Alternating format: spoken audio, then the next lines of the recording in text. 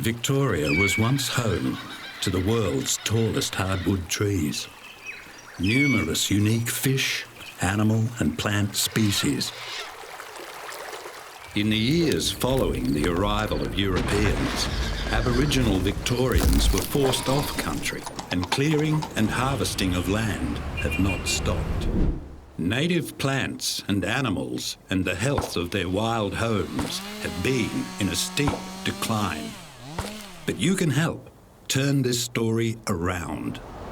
Trust for Nature protects homes for wildlife. For 50 years, we've been partnering with landholders to legally protect their properties for native habitat. We call these agreements conservation covenants. They're like setting up more private national parks across the state, forever, even when the property changes hands. We've worked with landholders to protect more than 70,000 hectares on 1,500 properties across Victoria.